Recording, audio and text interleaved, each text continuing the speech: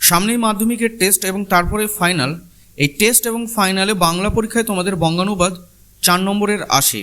তা এই বঙ্গানুবাদ হচ্ছে ইংরেজিতে কিছু কথা 4-5টি লাইন, সেটাকে তোমাদের বাংলায় লিখতে হয়। তা যে সমস্ত ছাত্রছাত্রীরা ক্লাস 10-এ পড়ছো, সামনেই টেস্ট পরীক্ষা এবং ফাইনাল পরীক্ষা দেবে, তাদের জন্য আজকে ভিডিওটি খুবই গুরুত্বপূর্ণ। তা তোমাদের কাছে বলবো যে তোমরা চ্যানেলটিকে সাবস্ক্রাইব করে রাখো এবং নোটিফিকেশনে বেল আইকনটিকে অন করে দাও। তা এইরকম ধরনের নিত্য নতুন নোটস এবং সাজেশন সবার আগে পাওয়ার জন্য আজকে আমি কিছু মডেল বঙ্গানুবাদ তোমাদের দেখিয়ে দেবো উত্তর সহ। তা সেইগুলো তোমরা দেখতে থাকো এবং এই বঙ্গানুবাদগুলো যদি বাড়িতে প্র্যাকটিস করো, এখান থেকে অনেক বঙ্গানুবাদ কিন্তু তোমরা পরীক্ষায় কমন পেতে পারো। যদি নাও পাও তাহলেও কিন্তু তোমাদের মনে একটা ধারণা আসবে যে কেমন ধরনের বঙ্গানুবাদ তোমাদের পরীক্ষায় আসতে পারে এবং তখন তোমরা কিভাবে লিখবে।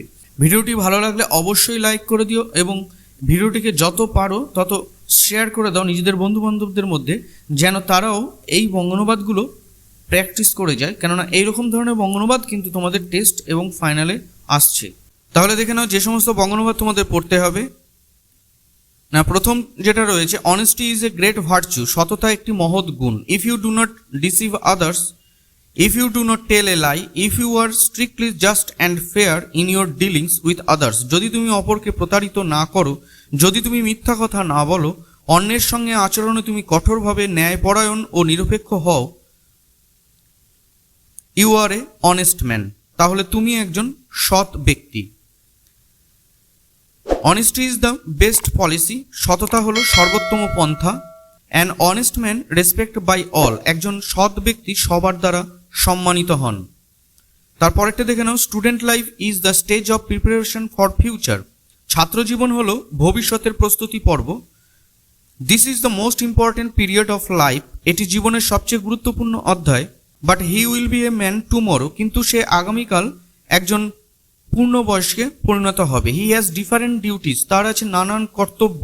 He should perform them well, তার উচিত সেগুলো খুব ভালোভাবে পালন করা। As a student his first duty is to study and learn, একজন ছাত্র হিসাবে তার প্রথম কর্তব্য হলো যে পড়াশোনা করা এবং শেখা।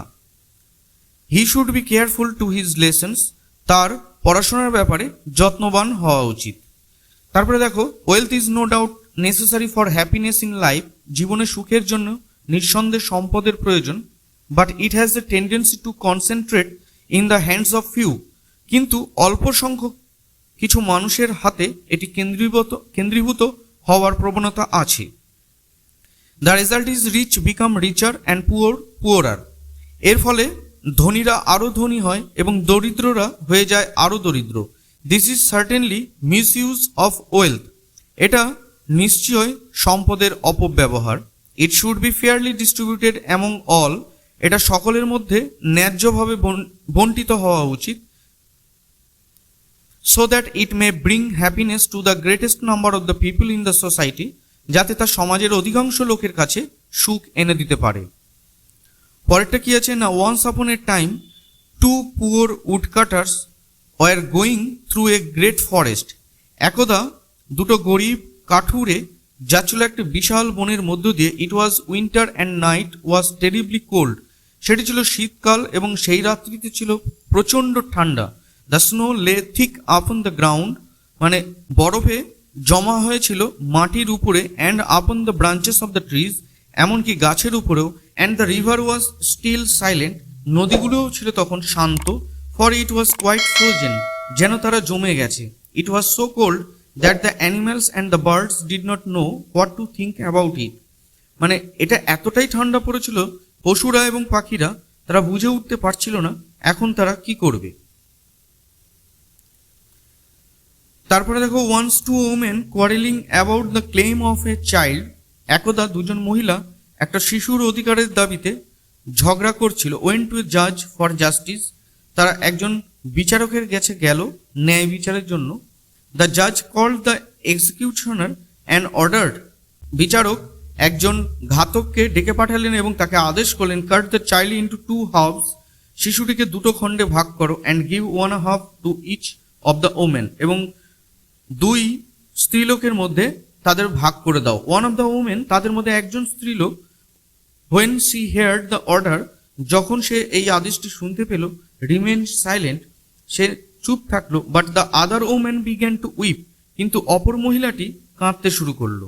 Once on a summer day a poor cap seller was going to a fair for selling, একদা একটা গ্রীষ্মের দিনে একজন গরিব টুপি বিক্রেতা যাচ্ছিল একটি মেলায় টুপি বিক্রি করতে। বিং টায়ার্ড, ক্লান্ত হয়ে, he sat under the shade of a tree, সে একটি গাছের নিচে বসে পড়েছিল। Leaving behind him his basket containing caps, তার টুপি ভর্তি ঝুড়িটি সে তার পেছনে রেখেছিল। The gentle breeze made him drowsy and soon he fell asleep, মানে শান্ত মৃদু বাতাস বইছিল এবং সে খুব শীঘ্রই ঘুমে আচ্ছন্ন হয়ে পড়ল। আফটার এ হোয়াইল, কিছুক্ষণ পরে, হি সাডেনলি ওক আপ, সে জেগে উঠল, and was surprise to find that there was not a single cap left in the basket, তখন সে দেখতে পেল এবং অবাক দৃষ্টিতে সে দেখতে পেল, সারপ্রাইজড মানে অবাক হয়ে সে দেখলো যে তার ঝুড়িতে একটিও টুপি নেই।